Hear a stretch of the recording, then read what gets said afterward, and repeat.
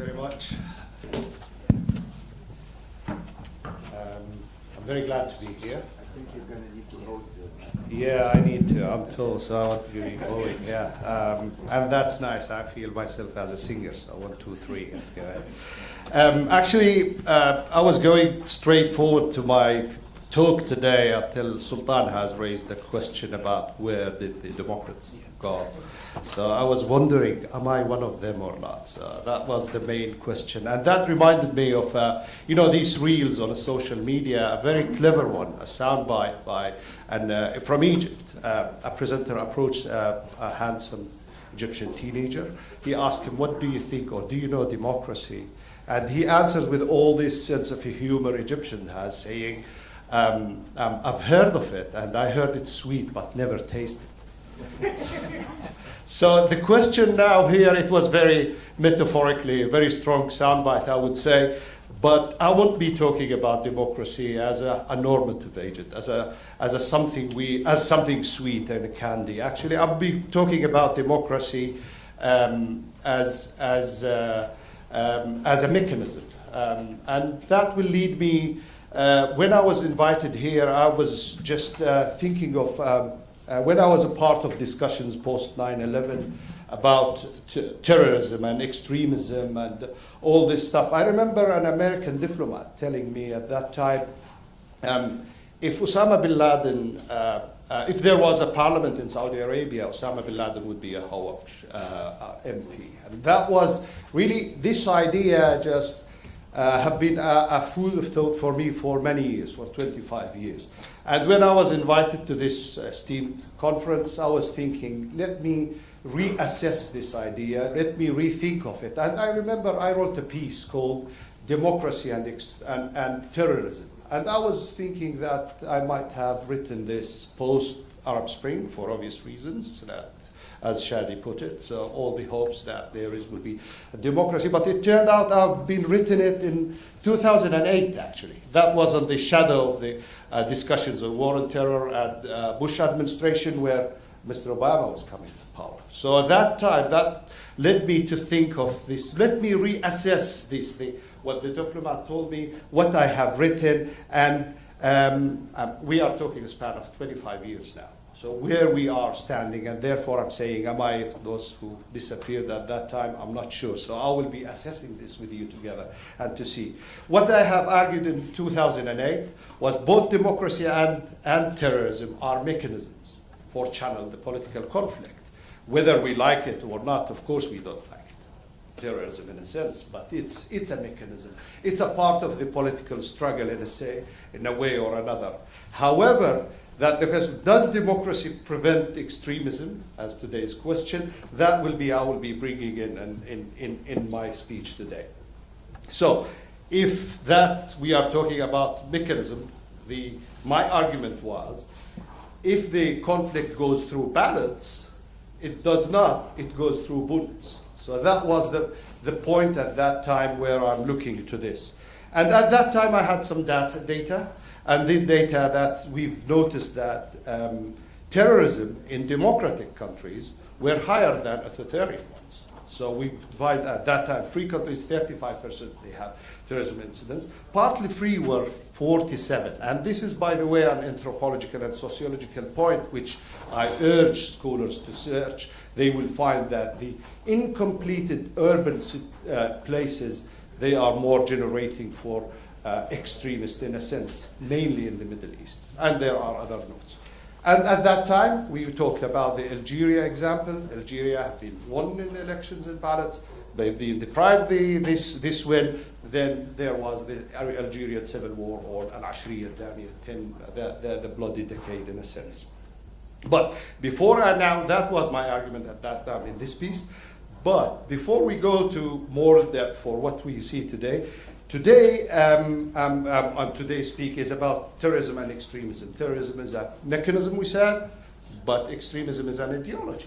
Is an ideology. Could it thrive in a democratic place?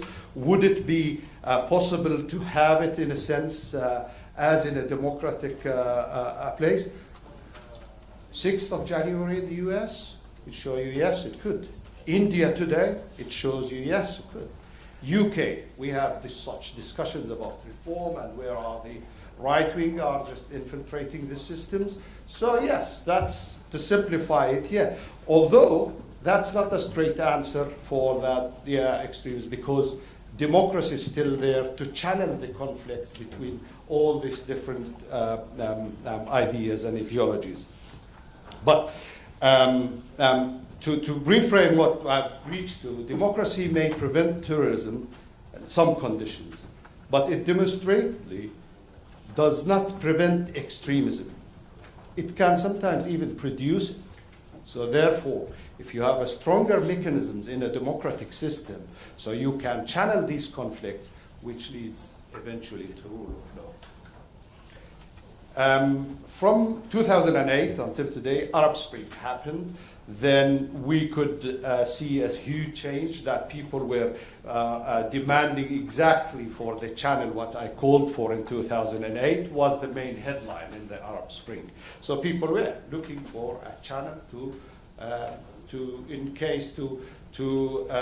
facilitate their political conflicts, in a sense, which is democracy. The results, unfortunately, were not as black. In Egypt, you've seen some people call it coup, others. Anyway, the ballots haven't been tried in a sense. Tunisia, it's just one-man show has just returned. And it's not really, it's enriched in our culture. So I've heard you, Mr. Masmoudi, you're talking about that Tunisia where people are Democrats. But no, we are just from 2011 until today, it's not too long in the historical context. So we need to think of the mechanisms, how we create the mechanisms more than creating the ideology. It's not the sweetness, it's not the candy, the Egyptian teenager talking about it. It's a mechanism. That's maybe there where I was hidden, Sultan. So that's how I reached this. So, and also we have another example from Turkey, which Turkey was an Islamist-leaning, deprived group, has reached the power for many years. However, using democratic tools, they're consolidating power in this certain party, and we are seeing a one-man show in a sense. However, the democratic mechanism is still there, but it's under question now today. So that's the thing, is how I'm looking for these cases. But since 2008 until today, what I got right and what I missed. Got right, exclusion produces violence. That's correct, we've seen that. The relationship between democracy and terrorism is inverse but conditional, not automatic. So again, the institutions are. Institutional quality matters more than label democracy. It's not a sweet candy. It should be worked for. What I missed, in this sense, the difference between democracy as a process and democracy as a culture is very important. So that there's a first stage, is how you spread the culture so people can observe that. Then you build the institutions. That's from all this.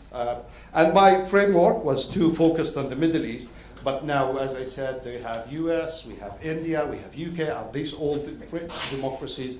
But we're seeing that my framework has been shaken in a very clear way.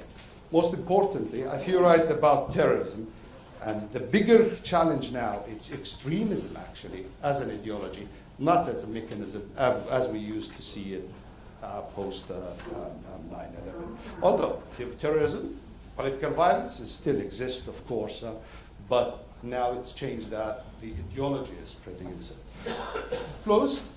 Back in 2001, 2002, the American diplomat told me that bin Laden again would have been, if there was a parliament in Saudi Arabia, that he would be a right-wing MP. However, if there is no institutions, if there is no mechanisms inside democracy itself and protected by law and others, that means it won't be a solution to extremism and terrorism. Thank you very much.